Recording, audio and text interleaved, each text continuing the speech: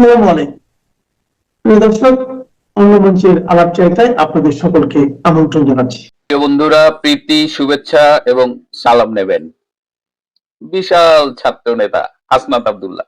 হয় মাইক খায়, নাহলে তার গাড়িতে কেউ অ্যাটাক করে, নাহলে ধাক্কা দেয়, কাহিনী একটা লেগেই আছে। সন্ধ্যায় এই গাজীপুরে কোন এক চৌরাস্তার মোড়ে হাসনাত আব্দুল্লাহর গাড়ি ভেঙে দিছে। 3-4টা মোটরসাইকেলে এসে 10-12 জন এসে তার গাড়ি ভেঙে দিছে। তার হাতে দেখলাম যে কেটে গেছে নাকি। আহারে দেখেন, এই যে সে যে কথাবার্তা বলতেছে তারে তেমন অসুস্থ মনে হয়, কিন্তু নিউজ যে ফাটায় ফেলছে না জানি কি কি রকম অবস্থা। এবং সে নিশ্চয়ই পুলিশ কল করছিল। আবার এই যে হাসনাত আব্দুল্লাহকে যে অ্যাটাক করা হলো, এটা ঢাকা বিশ্ববিদ্যালয়ে বিশাল এক মিছিল বের হয়েছে। এত বড় একটা ছাত্র নেতা যার ডাকে সারা বাংলাদেশের ছাত্র জনতা রাস্তায় বেরিয়ে পড়েছিল, যার এই রাজুতে আয় বললে রাজুতে জনসমুদ্র বয়ে যেত, সে তার জীবন নাশের জন্য অ্যাটাক হলো। আর ঢাকা বিশ্ববিদ্যালয়ে এই কোটি কোটি মানুষের মিছিল। এই অবস্থা কেন আমার মিতা হাসনাত আব্দুল্লাহ? আমার তো দেখা মানে বলতে ইচ্ছা করতেছে যে নাটক কম করো মিতা। তাকে মারছে বিএনপি ছাত্র দলের লোকজন। কারণ সে গাজীপুরে আসছিল, যে গাজীপুরের জুট ব্যবসা, এটা আপনারা জানেন, এটা খুব বিশাল ব্যবসা এবং এটার সাথে রাজনৈতিক ক্ষমতা জড়িত। এখানে বেশ চাঁদাবাজি হয়। তো হাসনাত আব্দুল্লাহ এই জুট ব্যবসায়ীদের কাছে চাঁদা চাইতে আসছিল। অনেকদিন ধরেই এই গাজীপুরের দিকে তার নজর, যদিও সে এনসিপির দক্ষিণাঞ্চলের মুখ্য সংগঠক, কিন্তু তার নজর গাজীপুরের দিকে এবং গাজীপুরের ব্যবসায়ীদের কাছ থেকে সে বিভিন্ন সময় চাঁদা দাবি করছে, প্রেশার দিছে যে এনসিপি কে চাঁদা দিতে হবে, হাসনাতকে চাঁদা দিতে হবে। এইভাবে গাজীপুরের ব্যবসায়ীরা তার উপরে এমনি বিলা ছিল, সে বেশ কিছু চাঁদাবাজি অলরেডি করছে। তো তারা তককে তককে ছিল যে কবে তাদের নাগালের মধ্যে পায়। কপালও খারাপ আমার পায়া, গাড়িটা ভাঙছে কিন্তু বেশি ছেঁচাটা তেমন জমে নাই। কারণ উপরের নির্দেশ ছিল যে জাস্ট একটা টোকেন হিট করার, মানে সিরিয়াস কিছু না, এসব হাসনাত মাসনাত এগুলোর মায়ের কোনো লাভ নাই। তারপরে টুকটাক যে একটা টোকেন হিট দিছে, ইটস ফাইন। তাহলে আমি যেহেতু আমার মিতার উপরে আঘাত এসেছে, আমার তো তীব্র নিন্দা জানাতেই হয়। ঢাকা বিশ্ববিদ্যালয়ের মিছিল যদিও ক্রমশ ছোট হতে হতে একদম একেবারে নাই হয়ে যাচ্ছে প্রায়, তবুও তীব্র নিন্দা কিন্তু আমি জানিয়েই গেলাম। তবে এইসব ছাত্র সমন্বয়ক সম্পর্কে এই যে মৌলানা আব্বাসী এত চমৎকার করে বলেছেন, আমরা এই মৌলানা আব্বাসীর কথাগুলো একটু শুনি। নির্লজ্জ, বেহায়া, অপদার্থ, অকর্মণ্য যদি বর্তমানে কোনো প্রশাসনের কোনো একটা অংশ থেকে থাকে, সেটি হলো বর্তমানে আইন শৃঙ্খলা রক্ষাকারী বাহিনীর অংশগুলি। আমরা কি দেখছি? হাদি হত্যাকাণ্ডের জন্য চেষ্টা করা হয়েছে, হত্যাকাণ্ডই বলা যায়। তাকে যেভাবে পরিকল্পিতভাবে তাকে হত্যাকাণ্ড বা তাকে টার্গেট করে গুলি করা হয়েছে, এটি সম্পূর্ণ পরিকল্পিত একটি বিষয়, একদম সুস্পষ্টভাবে পরিকল্পিত। আপনারা জানেন ইতিমধ্যে যে সেই খুনি ফয়সালের বাড়িতে তল্লাশির মাধ্যমে তার বাড়িতে 40 কোটি টাকা ক্যাশ এবং চেক সব মিলিয়ে 40 কোটি টাকার সেখানে রকম পাওয়া গেছে। পাশাপাশি তার এখানে ম্যাগাজিন ভর্তি বন্দুক পাওয়া গেছে বা পিস্তল পাওয়া গেছে, আগ্নেয়াস্ত্র পাওয়া গেছে। তার মানে এই ছেলেটি সম্পূর্ণভাবে পরিকল্পনার সাথেই সে এই ঘটনাটি ঘটিয়েছে। এবং এই পরিকল্পনাটা মনে করতে হবে আপনাদের যে এটি শুধুমাত্র তার একার নয়, কারণ এই ধরনের 40 কোটি টাকার সাপোর্ট তাকে সে নিজে নিজে কোথাও থেকে তৈরি করেনি বা এই তার নিজের আয়ের উৎস নয়। এটি তাকে বড় ধরনের সাংগঠনিক উপায়ে তাকে সহায়তা করার জন্য এই ধরনের কাজে তাকে ব্যবহার করা হচ্ছে। এখন তার চেয়ে বড় ধরনের সংশয় এবং সংকটের বিষয় কি জানেন? যে এত বড় একটি ঘটনা ঘটিয়ে নিরাপদে সে দেশ ছেড়ে ভারতে চলে গিয়েছে। যদিও এখানে আমি দুই ধরনের বক্তব্য শুনতে পাচ্ছি। ভারতে চলে গেছে এই ঘটনা ঘটিয়ে সেই খুনি ফয়সাল, এটি বলা হচ্ছে গণমাধ্যমে, বিভিন্ন সাংবাদিকরা দাবি করছেন। এটার সপক্ষে কি যুক্তি আছে আমি জানি না। যদি ধরে নেই যে সে চলে গেছে, যদিও আমাদের দেশে এই ধরনের ঘটনা ঘটিয়ে যখন রাজনৈতিক পরিমণ্ডলে বড় ধরনের সাংগঠনিক অ্যাসাসিনেশন অথবা বড় আন্তর্জাতিক পার্শ্ববর্তী দেশের পরিকল্পনার অংশ বিশেষ হয়, তাহলে স্বাভাবিকভাবেই সে চলে যাবে এখান থেকে এবং চমৎকারভাবে চলে যাবে, এখানে ঘটনা ঘটাবে, তার একটা বড় ধরনের ষড়যন্ত্র পরিকল্পনা থাকবে, ছক থাকবে, এগুলিকে সব মানে চমৎকারভাবে তারা হ্যান্ডলিং করবে, করেই কিন্তু ঘটনাকে বাস্তবায়ন করবে। এখন প্রশ্ন হলো সে কিভাবে চলে গেছে। একটা মানুষ এত বড় একটা ঘটনা ঘটিয়ে চমৎকারভাবে এর পরদিন সে দেশ ছেড়ে চলে যাবে, তাহলে তার এই যাওয়ার ব্যবস্থা কে করেছে? আপনার দিকে হালকাভাবে নেওয়ার কোনো সুযোগ নেই। সে ঘটনা ঘটিয়েছে, সেই বন্দুক কিভাবে পেল, আগ্নেয়াস্ত্র কিভাবে পেল, সে আগ্নেয়াস্ত্রকে ব্যবহার করবার জন্য সেখানে শুধু সে কিন্তু দেখেন একা মোটরসাইকেল চালায়নি, তাকে মোটরসাইকেলে আরেকজন চালিয়ে নিয়ে গেছে এবং চমৎকারভাবে হাদিকে লক্ষ্য করেছে, হাদি কোথায়, তার মুভমেন্ট, সে কখন কোথায় থাকবে না থাকবে সব কিছু লক্ষ্য করেছে, করে তারপরে তাকে গুলি করে আবার সুন্দরভাবে সেফলি তারা পালিয়ে যেতে সক্ষম হয়েছে এবং তারা দেশ ছেড়ে যেতে সক্ষম হয়েছে। এটা কিন্তু তাদের নিজস্ব চেষ্টাতে হয়নি, তাদেরকে সম্পূর্ণভাবে করানো হয়েছে এবং বড় ধরনের একটা এখানে গ্রুপ কাজ করেছে। সুতরাং এটিকে হালকাভাবে নেওয়ার সুযোগ নেই। আজকে কেন আমি কথাগুলি বলছি, আজকে স্বরাষ্ট্র উপদেষ্টা লেফটেন্যান্ট জেনারেল জনাব জাহাঙ্গীর আলম তিনি বলেছেন যে বিজয় দিবস ঘিরে কোনো ধরনের শঙ্কা নেই। এ কথা তিনি কদিন আগেও বলেছেন। আইজিপি এবং বিশেষ করে কমিশনার, পুলিশ কমিশনার বলতেছে ঢাকাতে কোনো শঙ্কা নেই, কারো জীবন নিয়ে কোনো ধরনের আশঙ্কা নেই। আরে আপনারা তো বন্দুক টন্দুক নিয়ে আপনারা তো পুলিশের বেষ্টনীতে থাকেন, সাধারণ মানুষ তো আপনারা সেই সুযোগ বা সে ধরনের নিরাপত্তা দিতে পারেননি। আপনাদের উচিত অতি দ্রুত লজ্জা থাকলে আপনাদের উচিত আপনারা পদত্যাগ করুন। পুলিশ কমিশনার, আইজিপি, স্বরাষ্ট্র উপদেষ্টা, বিশেষ করে দেখেন স্বরাষ্ট্র উপদেষ্টাকে এই লোকটা যে খুব বেশি, আমি মনে করি না যে তার খুব বেশি হস্তক্ষেপ করবার বা তার পুলিশ বাহিনীতে বড় ধরনের প্রভাব রাখবার সুযোগ, খুব একটু হাবলা টাইপের, ওনাকে জাস্ট পুতুল হিসেবে বসিয়ে রেখেছে। এর পেছনে সবচেয়ে বেশি গুরুত্বপূর্ণ ভূমিকা যে পালন করছে সেই জনাব খোদা বক্স চৌধুরী। এই খোদা বক্স চৌধুরী তিনি সব ক্ষেত্রে আপনারা জানেন যে এই মুহূর্তে সারা বাংলাদেশে মানে বিনা কারণে জুলাইয়ের নাম দিয়ে কোনো ধরনের মামলা যাতে না নেয় এ ধরনের নির্দেশনা দেওয়া আছে এবং মামলা যাতে সরাসরি না নেয়, আগে অভিযোগ দিবে, পুলিশ ইয়ে করে এরপরে অভিযোগ প্রমাণিত হলে এরপরে মামলা নিবে। তার মানে কি কঠিন পর্যায়ে নিয়ে গেছে, কোনোভাবে কারো ব্যাপারে, কোনো অপরাধের ব্যাপারে, অপরাধ হলেও কারো ব্যাপারে সরাসরি মামলা করতে পারবে না। মামলা করার পর কি হয়, পুলিশ একটা হালকা ধারা দিয়ে, এখানে অনেক কিছু হয় পেছনে, আমার কাছে অনেক খবর আছে, আমি আর বলতে চাই না। Still we are we are monitoring all this things. আমরা আরো ভবিষ্যতে আমি আরো অনেক গুরুত্বপূর্ণ তথ্য আপনাদের কাছে দিব। পুলিশ একটা হালকা ধারা দিয়ে বিভিন্ন বিনিময়ে এরপর দেখা যাচ্ছে যে আদালতে পাঠায়, আদালত এরপর দিন বা দুদিন ইয়েতে রেখে জেলখানা থেকে আনার পর তাদেরকে মুক্তি দিয়ে দেয়, কারণ আদালতে তেমন কিছু করার থাকে না। মাঝখানে আবার এখানে আইনজীবীরা আছেন, সম্মানিত আইনজীবীরা, তারা আবার এটাকে ব্যবস্থা করে। এইভাবে একটা বড় ধরনের সিন্ডিকেশনের ব্যবসা চলছে সারা বাংলাদেশে। সিন্ডিকেট। আমার সাথে চ্যালেঞ্জ করতে চান, আমি চ্যালেঞ্জ নিতে রাজি। কেউ যদি বলেন যে সারা বাংলাদেশে এই ধরনের ঘটনা ঘটছে না, আমার সাথে চ্যালেঞ্জ করুন। আমি বাংলাদেশের এই যে স্বরাষ্ট্র যে মন্ত্রণালয়, আইন মন্ত্রণালয় এবং আইনজীবীদের যে কেউ আমার সাথে চ্যালেঞ্জ করতে পারেন, আমি চ্যালেঞ্জ করলাম। সারা বাংলাদেশে এইভাবে চলছে, ধরা পড়ছে বিভিন্ন অপরাধীরা, কিন্তু কয়েকদিনের মধ্যে আবারও যাতে সহজে বের হয়ে যায় এই ধরনের ধারা দিয়ে একটা বড় ধরনের ব্যবসা চলছে। এতে হয়েছে কি, কোনো অপরাধী আর জেলে থাকেনি, কারাগারে থাকেনি, শাস্তি পায়নি, তারা বের হয়ে এসে তাদের টাকার গরমে, টাকার বিনিময়ে তারা নিজেদের একটা শক্ত ঘাঁটি গেড়ে তারা এই ধরনের অপরাধ কাণ্ডকে সহজে তারা বাস্তবায়ন করতে পারছে। পাশাপাশি আমি আরেকটি ডিসক্লেইমার দিয়ে রাখি যে যদিও সরকারের পক্ষ থেকে বলা হয়েছে, পুলিশের পক্ষ থেকে বলা হয়েছে সেই হাদির খুনি ফয়সাল এখন পর্যন্ত দেশেই রয়েছে। যদি দেশে থেকে থাকে তাহলে কেন এখন পর্যন্ত বলা হয়েছে 24 ঘন্টার মধ্যে তাকে গ্রেপ্তার করা হবে, কিন্তু এখনো কেন গ্রেপ্তার করা হলো না?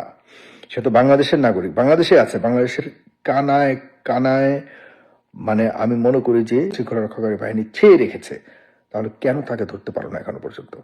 যদি বিদেশে চলে যায়, যদি ভারতে চলে গিয়ে থাকে, তাহলে এই দায়ভার কোনোভাবেই সরকারের বর্তমান যারা এই যে বিজিবির প্রধান থেকে শুরু করে র্যাব, পুলিশ, কোনো আইন শৃঙ্খলা রক্ষা বাহিনী কেউই এটাকে মানে দায় সারা কোনো কথা বলে পার পাবার সুযোগ নেই, কোনোভাবেই না।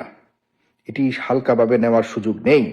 আর যদি দেশে থেকে থাকে তাহলে এই ধরনের কথাবার্তা যারা বলছেন যে সে দেশ ছেড়ে চলে গেছে, এই ধরনের কথা বললে আমাদের যারা আইন শৃঙ্খলা রক্ষাকারী থেকে শুরু করে অন্যান্য যারা সংস্থারা রয়েছে তারা এই ঘটনাকে অথবা এই অপরাধীকে খুঁজে বের করতে প্রচন্ড রকম ধাক্কা খাবে।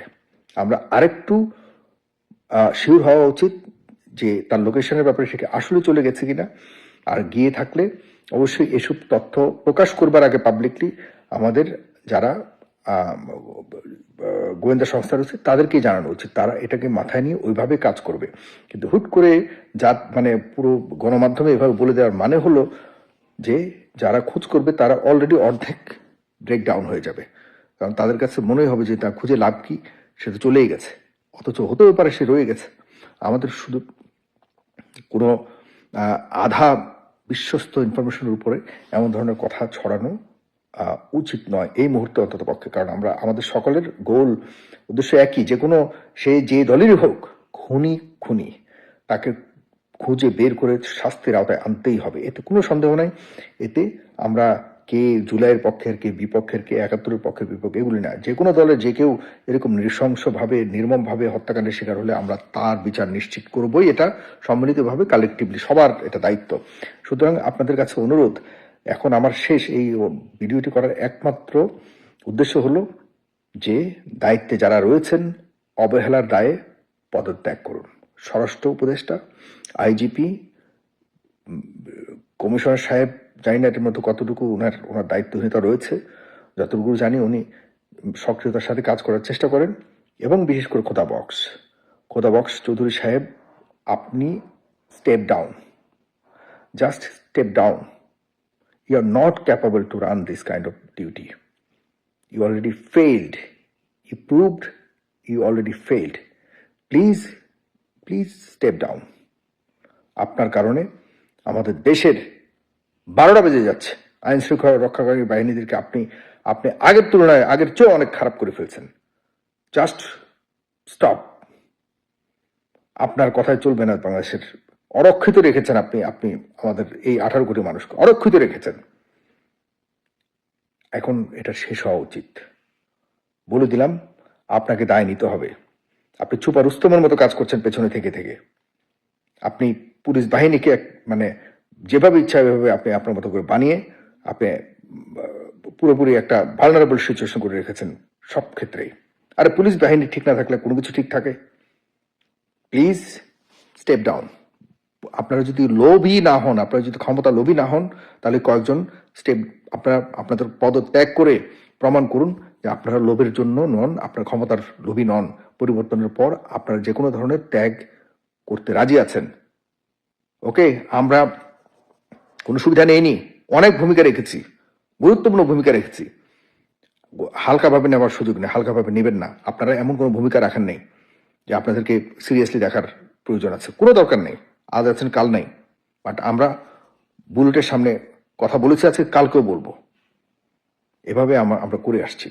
সুতরাং প্লিজ অতিরিক্ত হওয়ার আগে স্টেপ ডাউন।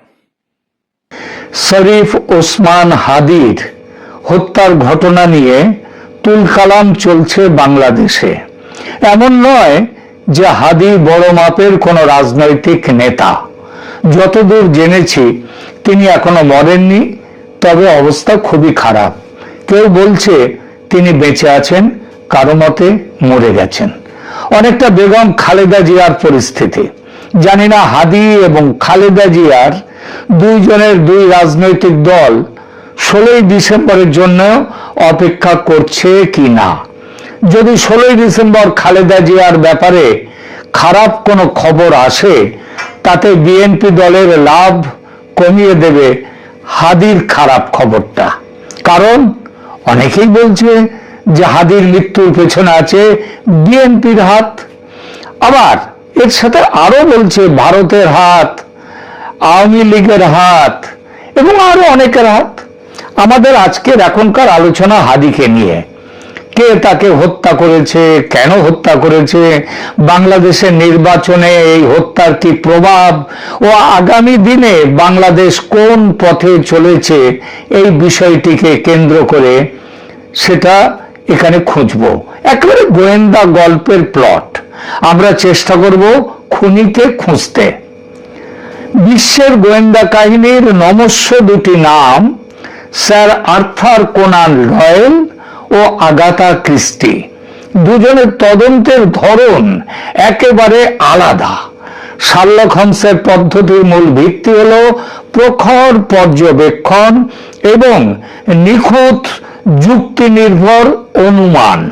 তিনি অপরাধের জায়গায় ছুটে যান, ক্ষুদ্রতম বিস্তারিত বিষয়গুলো লক্ষ্য করেন। জুতোয় কোথায় মাটির দাগ আছে, ঘরে পড়ে থাকা একটা সুতো বা রক্তের ছিটে, সিগারেটের একটা টুকরো, আঙুলের ছাপ, এইসব ছোটখাটো সূত্র থেকে তিনি খুনিকে পাকড়াও করেন। এগুলো হচ্ছে ব্যক্তিগত খুনের তদন্তে এই ধরনের তদন্তের প্রক্রিয়া খুব কাজ দেয়।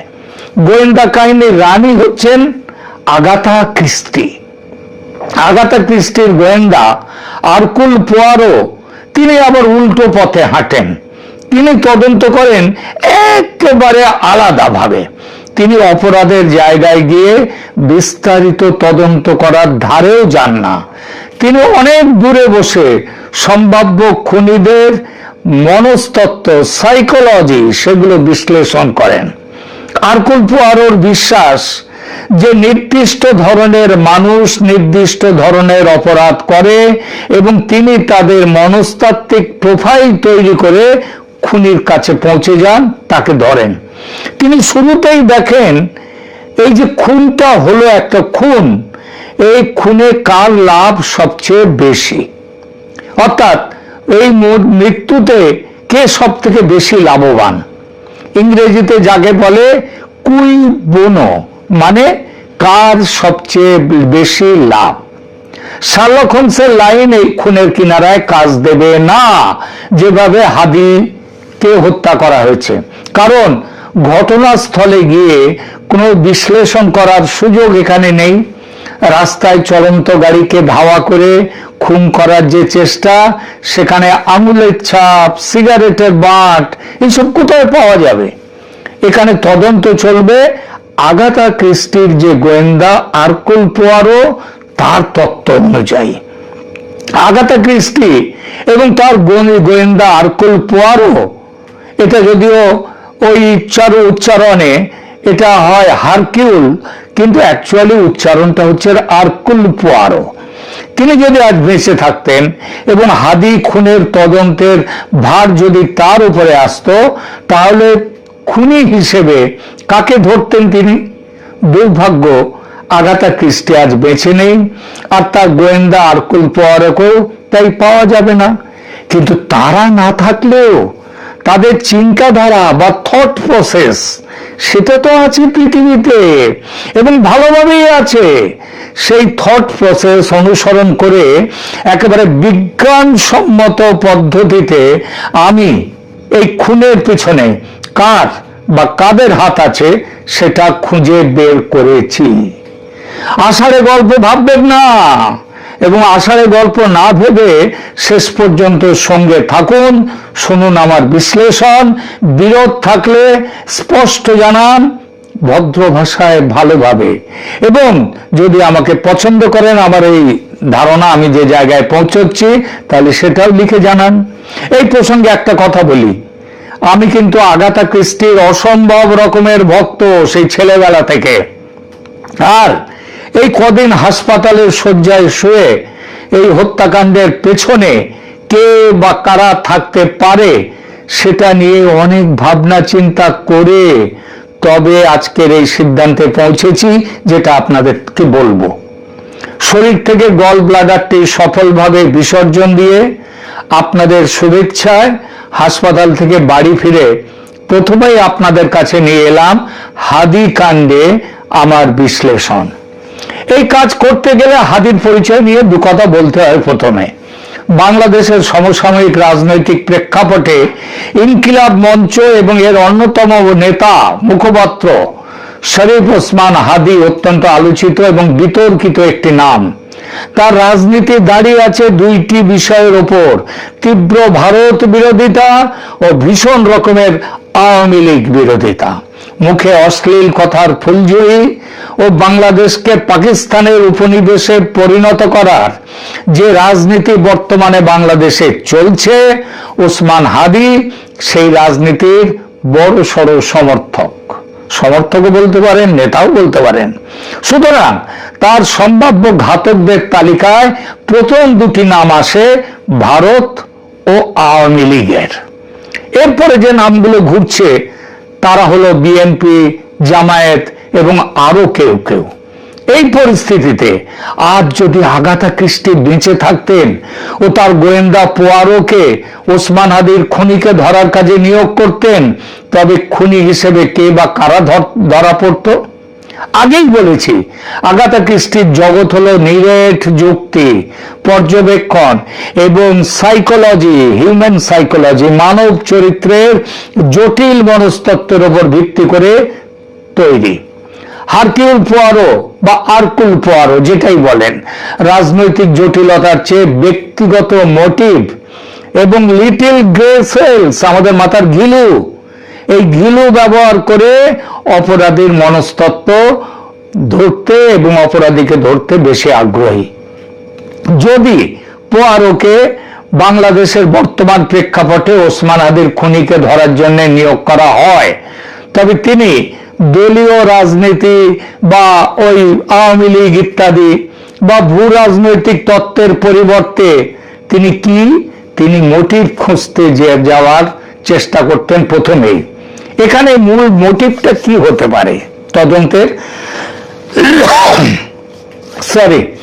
পোয়ারো সবসময় একটি প্রশ্ন দিয়ে শুরু করেন তার তদন্ত। প্রশ্নটা হচ্ছে, the motive madam or monsieur, the motive, that is the ultimate thing. Bangladesh সরকার সম্ভাব্য খুনি হিসেবে ভারতীয় আততায়ীর ভূমিকা উল্লেখ করে ঢাকার ভারতীয় হাই কমিশনারকে তলব করেছেন, অনেক কিছু বলেছেন, ইতিমধ্যে খবর পেয়েছি সেখানে আওয়ামী লীগের যোগসাজশের প্রসঙ্গও এসেছে। সে ব্যাপারে বিশদ আলোচনায় যাব না, কারণ আমার বিশ্বাস বাংলাদেশ সরকার ও তার তল্পিবাহক প্রচার যন্ত্র যেটাই তাদের সুবিধা সেটাই করছে ও করবে, সেটা ভারত বিরোধিতা। আমরা বরং পোয়ারো সাহেবের কাছে যাই। পোয়ারো খুনি হিসেবে যাদের সন্দেহ করতেন তাদের তালিকা ও কারণ বিশ্লেষণ করছে। সম্ভাব্য খুনি কে হতে পারে? এক, ব্যক্তিগত স্তরের উচ্চাকাঙ্ক্ষী যারা, তার বলা যায় কি the man or woman next ডোর, অর্থাৎ ওনার কাছের লোকরা যারা লোভ বা ঈর্ষা তার বশে এই খুনটা করতে পারেন। পোয়ারো প্রথমেই দেখবেন ওসমান হাদীর সবচেয়ে কাছের লোক কারা। তারা ইনকিলাব মঞ্চের সহ নেতা হতে পারে, ইনকিলাব মঞ্চকে যারা অর্থ দেয় তারা হতে পারে, মঞ্চের ভেতরে ক্ষমতার দ্বন্দ্বে থাকা কোনো ব্যক্তি হতে পারে যে হাদীকে হটিয়ে কোনো কাজ করতে চায়। কেউ হয়তো দেখছিল হাদীর জনপ্রিয়তা তার নিজস্ব উচ্চাকাঙ্ক্ষার পথে বাধা। পোয়ারো দেখতেন হত্যাকাণ্ডের পরপরই কে হাদীর জন্য সব থেকে বেশি চেঁচাচ্ছে, হাদীর মৃত্যুতে কে সব থেকে বেশি হাহাকার করছে, এবং সেই সাথে সাথে ওই হাহাকারের মধ্যে দিয়ে আবার হাদীর শূন্য পদে বসার চেষ্টা করছে, বা কে হাদীর তহবিল নিয়ন্ত্রণে নিতে চাইছে। এদের অ্যালিবাই, মানে তারা কোথায় ছিল, তারা কিন্তু ঘটনার কাছাকাছি থাকবে না, ওরা অনেকটা দূরে থাকবে, দূরে থেকে তারা কলকাঠি নাড়াবে। সুতরাং এদের ওই অ্যালিবাই, অজুহাত, সেগুলো পরীক্ষা করে এরা সহজেই এদের মিথ্যাচার ধরে নেওয়া যায়। দ্বিতীয় মোটিভ কাদের থাকতে পারে? যে যাদের ভয় অথবা চরম সুরক্ষা, ফিয়ার অর এক্সট্রিম প্রোটেকশন, এমন কেউ যিনি মনে করতেন ওসমান হাদি তার ব্যক্তিগত জীবনের কোনো গোপনীয়তা ফাঁস করে দিতে পারে।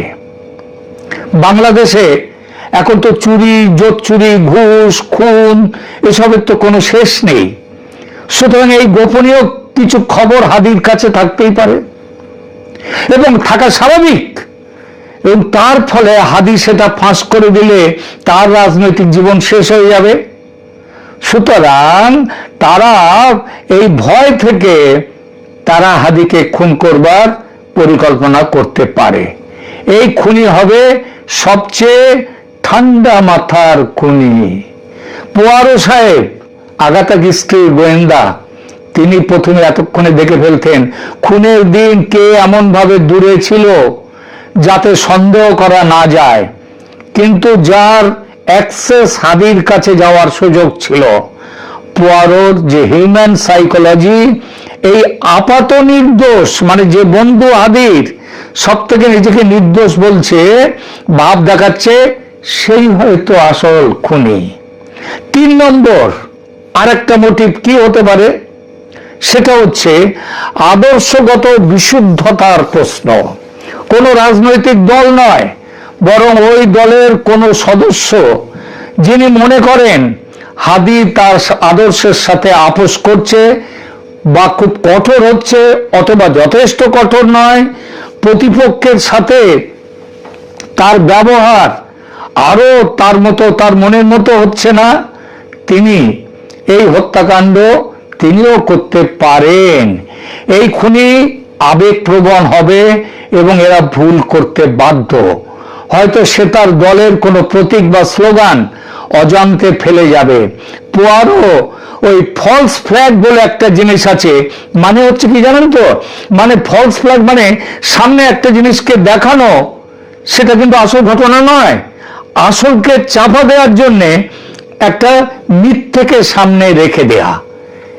পোয়ারো আগে খুঁজতেন ওই পাবলিক যেটা বলছে না, এ খুন করতে পারে, ও খুন করতে পারে, সে খুন করতে পারে, পোয়ারো সেদিকে যাবেন না, তিনি যাবেন সম্পূর্ণ উল্টো দিকে। আর এইবার আসি, তাহলে বোঝাই গেল যে কারা কারা খুনের মধ্যে থাকতে পারে। এরপরে আসি, কেন পোয়ারো বড় দলগুলোকে, ওই যেমন বলা হচ্ছে জামাতের কথা, আওয়ামী লীগের কথা, বিএনপির কথা, এগুলোকে আমলই দিতেন না পোয়ারো, মানে আগাথা ক্রিস্টি। কারণটা হচ্ছে কি, ডিপ স্টেটের তত্ত্বকে গুরুত্ব তা দেওয়ার মতো নয় যতটা তিনি দেবেন ব্যক্তির মোটিভকে, উদ্দেশ্যকে। তিনি বিশ্বাস করতেন বড় অপরাধও শেষ পর্যন্ত মানুষের ছোট ছোট দুর্বলতা থেকে আসে। অনেক খুন হয়ে যায় তার মানে কারণটা কিন্তু অনেক ছোট ছোট কারণের মধ্যে। যদি আওয়ামী লীগ, ভারত বা জামাত এই কাজটি করত, তবে তারা এটা করতো নিখুঁত ভাবে, কোনো প্রমাণ থাকতো না। বাংলাদেশে গত 1-2 মাসের মধ্যে অন্তত 30 জন বিদেশি গুপ্তচর খুন হয়েছে। কে খুন করেছে, কিভাবে খুন করেছে, তার মধ্যে আমেরিকার গুপ্তচর আছে, পাকিস্তানের গুপ্তচর আছে, তুরস্কের গুপ্তচর আছে। একটা গুপ্তচরের ব্যাপারে, খুনের ব্যাপারে একজনকেও ধরা যায়নি। কেন? কারণ সে খুনগুলো করেছে অনেক বড় মাথা, তারা এত নিখুঁত ভাবে করেছে সেই সব হত্যাকাণ্ড যে 31 জন খুন হয়েছে, একজনকেও গ্রেফতার করা যায়নি। এসব হত্যাকাণ্ডে যদি একটু ভুল হতো বা মোটিভের ছাপ থাকতো, পোয়ারো কিন্তু ধরে ফেলতেন, কিন্তু কোনোখানে ব্যক্তিগত মোটিভ বা সামান্য ভুল নেই। তাহলে সেজন্যই তো কেউ ধরা পড়েনি ওই কাণ্ডগুলোতে। তাহলে হাদি কাণ্ডে পোয়ারোর চূড়ান্ত রায় কি হতে পারে? Who is the unexpected villain? এমন খলনায়ক যাকে কেউ আশাই করেন যে খুন করতে পারে। পোয়ারোর বহু কাহিনীর অভিজ্ঞতা বলে যে খুনি তাকে কেউ সন্দেহ করে না। পোয়ারো প্রথমেই ঘোষণা করতেন কি, মসিয়ে, the crime was not political, it was personal, dressed up in the cloak of politics. The motive was not for the good of the revolution, but for the control of the funds or the love of the leadership position. কি এর অর্থ? অর্থটা হচ্ছে, মহাশয় বা মহাশয়া, অপরাধটি রাজনৈতিক নয়, এটা ব্যক্তিগত, রাজনীতির আড়ালে ঢাকা রয়েছে। এর উদ্দেশ্য এই দেশের মঙ্গল নয়, বিপ্লবের মঙ্গল নয়, বরং তহবিল নেতৃত্ব নিয়ন্ত্রণ করা বা নেতৃত্ব পদের লোভে এই খুন করা হয়েছে।